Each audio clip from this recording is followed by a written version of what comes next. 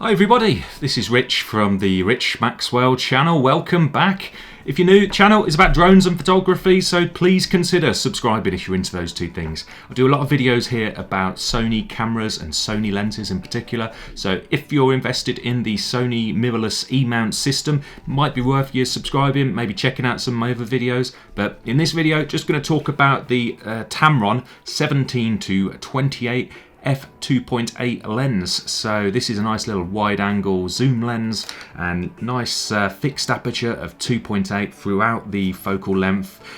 Focal length is a bit limited in that it's only 17-28 as opposed to other lenses like from Canon. They do an EF 17-40, and Sony itself I think does a 16-35 G Master F2.8 lens, but that's considerably more expensive than this Tamron version. So I picked up the Tamron version after owning the 28-75mm here for quite a while. Had some great experiences with this 28-75. Found it a great just all-round lens to keep on the camera and get photos on the go, so really happy with it, really sharp, works great on my Sony A7RIII. The autofocus is super fast and brilliant. So I have got a video linked in the corner now which will tell you all about that lens. I think it's that corner. So if you want to find out more about the 28-75, check that one out. But this one focusing on the 17-28. So the 17-28, like I said, more of a wide angle lens. So this one is a really good lens to get if you want to vlog, just holding your camera out in front of you like this. 17mm enables you to get a lot of the background into the shot around you and gives you space to sort of move around in the frame. So that's really good, and you haven't got to worry so much then when you're vlogging on the go, not able to look at a screen, because of course Sony cameras don't often have a flip screen, so you can be pretty much guaranteed you're going to be in shots somehow with a 17mm lens on. And being 2.8 gives you a little bit of background separation, a bit of blur to the background, so that's really good. Currently I'm filming this video on a 17-40 Canon lens, so this is only at f4, so as you can see my background here is probably looking quite sharp behind me. Haven't got that much separation, but when I do my YouTube videos with the 17-28 I get the benefit of the autofocus working properly, and being a stop lower it gets much more separation in that background. Well, I say much more, just a bit of blur to the background, so that's always nice. But yeah, the 17-28, it's a nice simple lens. There's just two rings on it. It doesn't extend when you zoom, so that's really cool if you want to use a gimbal, as it's not going to offset the gimbal or unbalance the gimbal when you zoom in or out, so that's really cool about it. And it's just got a simple focus, electronic focus ring at the back here, and then the zoom ring at the front. So the focus and the zoom both feel really smooth and good, so that's nice. And unlike some wide angle lenses, the front element doesn't actually extend too far. It's not really wide or anything like that, so it's not going to interfere too much with filters, so that's really good. My experience using filters has been pretty good on this lens. I found that at 17mm using like an ND filter, like a 10-stop ND filter to smoothen out water when you're doing C shots, you can get a bit of vignetting to your corners, but that is of course pretty easy to sort out in Photoshop. Just select the bit of vignette there, use content aware fill, and hopefully you'll get rid of it and get a nice result 9 times out of 10. So that wasn't too much of an issue. Could be more of an issue perhaps in videos if you're using your variable fader ND filter. But for some reason I didn't notice it so much in video. It might be because there is a slight crop perhaps to 4K video on the A7RIII. Not totally sure on that though, so don't quote me on it. But yeah, it works well with filters generally, but you might get, as a bit of vignette at the really wide end. Now, sharpness of the lens has been really impressive for me so far. I've took this to Cornwall on a holiday recently, and I got loads of nice shots with it off cliffs and out, looking at sea views and things like that. So got some really great shots, and with it being quite wide at 17mm, that means you can get a lot of foreground into your images, and yeah, it just gives a really nice perspective to a landscape shot. So that's really good about it, as well as being great for video and vlogging. And the price of this lens, let's talk about that. In the UK, it retails at about 850 UK pounds sterling. I think it's about that same sort of price in the US, so you probably get it's a better price in the US. We're a bit ripped off over here in the UK, I think probably because of some import taxes and whatnot. But I managed to pick it up on an Amazon deal in their sort of warehouse section for a bit cheaper than that, so that was nice. And yeah, Tamron gives you a 6-year warranty, I believe, with all their lenses. That's really good. So you can rest assured it's going to be a good, reliable lens if they're offering that sort of warranty.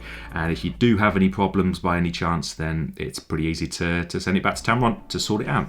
And that's, of course, as long as you buy from your country, from a proper dealer, as opposed to going down the grey route in terms of getting the best deal on it. So if you go with the grey market route, you might get a shorter warranty from your supplier, which I've done before with lenses and things. My 28-75, I bought that as a grey import from E Infinity. Get a year, I think, or a year or two warranty from E Infinity. And with the lenses nowadays, it's been really solid. I don't see it as that much of a problem anyway. But we're going to review some images from the 17 to 28 to show you what you can expect from it, and go through the sharpness of all the different zoom settings, and also going to switch to this lens for the rest of this video so that I get proper autofocus, because I'm always a bit unsure whether I'm totally in focus with this Canon 17 to 40 lens, because autofocus just doesn't work on adapted lenses in video mode. So yeah, jumping over to the computer next then. So into Lightroom now. We're going to look at some test images of the Tamron 17 to 28. So we're going to start off at its longest reach, 28mm at f2.8. So this you'd expect to be one of the softer settings, as zoom lenses are usually a bit softer at their longest or widest settings. So at 28mm at f2.8, let's check it out. So center looks pretty sharp indeed, very nice. This corner is getting a little bit soft, but not bad at all. That corner, very sharp. This one, very sharp as well. And this one also looks pretty good. Maybe getting a bit softer there, but not too bad at all. And then on to F4. So F4 getting sharper. Center looks tack sharp, really nice. This corner, maybe a little bit softness there, not bad at all. That one is getting sharper. That's pretty sharp. And that one's sharp too. So it might just be my copy of this lens, just has a bit more softness at the bottom edges. Sometimes you get that with your lens, so sometimes you just get lucky and get one that's sharp throughout on every setting, and other times you just get a bit unlucky and get slight softness in one corner or another. But generally it's F8 here, as you can see. I've got the information in the top left corner there. It's looking really sharp indeed. Center, tack sharp. That corner, tack sharp. It was struggling before at the bottom of the frame to get sharpness, but that looks pretty good. And indeed there, looks sharp as well. So it's doing well, it's very impressive indeed. F14, and center looks very sharp. Top right there looks nice. And bottom there is pretty sharp as well. At F14 it is getting towards the very smaller aperture end, so you'd expect it's probably going to start getting a bit of sort of distortion and a bit softer. Most lenses do, but yeah, F22, this is its smallest aperture. You can see corners are getting a little bit soft, but still not bad, still pretty sharp, very usable for most things that you'd want to shoot really. So that's really impressive. Now we're going to 17mm, so this is the wider end of this lens. So starting at f2.8 again, center very sharp, that is tack sharp, really nice. Getting towards the corners, do get a bit of softness right on the extremes there, but oh well, who cares about those tiny little corners anyway, really. But yeah, you can see it is a bit soft, maybe towards just that tiny bit of the corner. But then you go in a bit and it's getting sharper and sharper, so it's not bad at all. F4, looks like Lightroom's just corrected some distortion there. But yeah, the center is tack sharp indeed, really good. Again, we've still got a bit of softness on the extreme corners, especially at the bottom. The top doesn't look too bad. And then going up to F8, we've got tack sharp in the center, as throughout any setting on this lens really. Bit of softness in the bottom corners. Top corners are looking better. And then we're going to go to 17mm, and it's f14. So we're getting onto the smaller aperture end now, where sometimes a bit of softness starts to creep in, like I said before. But yeah, the bottom corners are starting to look a little bit sharper, so that's good. Top corners not bad at all, a little soft, but we can forgive them for that. And then f22, this is the very smallest aperture it does. It's really sharp in the center, and just the corners a little soft. So it looks like 17mm. You do get a bit of corner softness at the very extremes on any of the apertures really, but center is just tack sharp throughout. And now we're just doing a bit of a mid sort of range on the lens, 22mm. Just see what that looks like. You'd expect this to be pretty sharp. This is F2.8 and does look good to me. Even on the extreme corners, we've got a nice sharpness there. The center, as always, really sharp. And not forgetting, these are 42 megapixel files, by the way. So this is on my Sony A7RIII. So this is a really good test for the lens indeed. And so on an A7RIII or an A7 II at 26 megapixels, you'll find that this lens will be more than sharp enough for everything really. But at this at 22 millimeters, here we are f4. You can see corners are slightly soft again, but it's tack sharp in the center. And that corner actually looks better this time. Top corner there, it looks good. F8, this should be really sharp now, and it is. Tack sharp in the center. Looks pretty good in the corner, maybe a bit of softness right there in the extreme, but this is real pixel peeping of the image indeed. But yeah, really impressive. Looks great to me. So we'll carry on up the different f-stops in case anyone's interested, but this is f14. So this is where we'd expect a really good sharp image, especially at the mid-range of the zoom. But to be honest, with these Tamron lenses, they seem to just perform really well throughout the zoom range. So it's not like the old days of zoom lenses where they were really soft at their extreme, widest setting or at the longest setting. These modern full-frame lenses are all just sharp all over, really.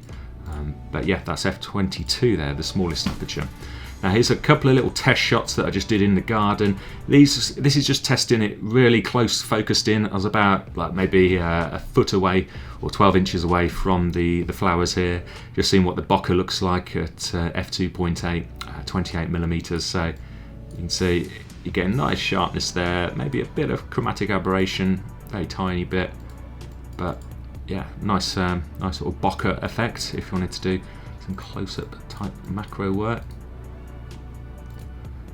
And also these flowers, obviously they're all very different sort of depths in the frame. So f2.8, this close up, we're going to have a very shallow depth of field, hence why so much of it looks blurred out in the test images here.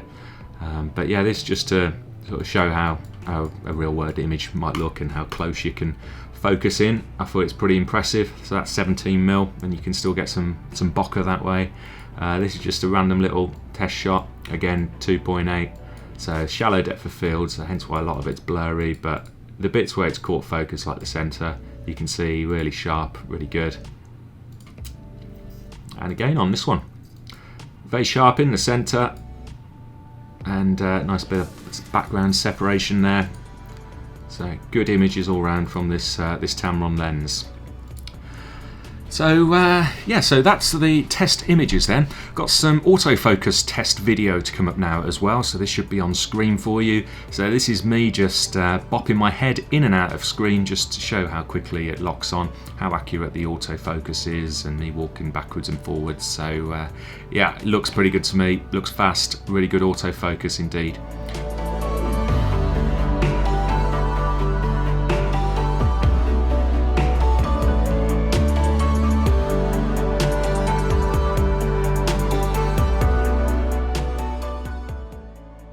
So this is pretty much the review of the lens done.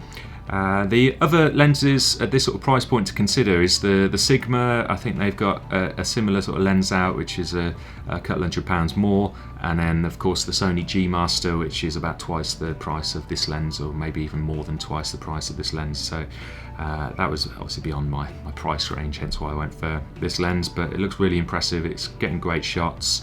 It is not as wide as some other wide-angle lenses at 17mm, but 17mm compared to 16mm, I don't think it's a great difference. 17mm, it still enables you to vlog without having to put your camera onto a Gorilla Pod or anything like that to sort of reach the camera further out. I can just hold the camera by my lens and vlog out and about. So it works really well for that, and then takes in a lot of the sort of background, puts me nice in the frame, so you're not too zoomed in on my face. That's really good. Build quality of the lens, like I said, looks really good. It's got loads of weather sealing gaskets, got a gasket on the back where it joins onto the camera, so that's really good. And they do say there's loads of weather sealing on these Tamron lenses, so if there's a mild rain shower when you're out and about, then you should be okay with this lens. So I recommend it if you're looking for a wide angle lens and you haven't got a massive budget to go for something like a G Master lens. This is a superb option. Great autofocus, sharp images, and another bonus about it, it's nice and compact, much more compact than some of the big Sony lenses out there, and indeed on other systems, Canon lenses and whatnot. So it will fit nicely in your camera bag and not weigh you down too much. It goes really well with the 28 to 75mm lens, as obviously this goes up to 28 and then that goes 28 to 75 onwards from the 28. So it matches up really well with that, and really pleased to have both of those lenses.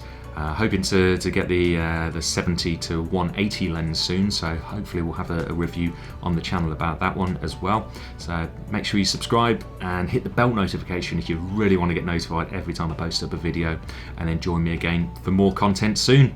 Bye for now, everybody. Have a great day.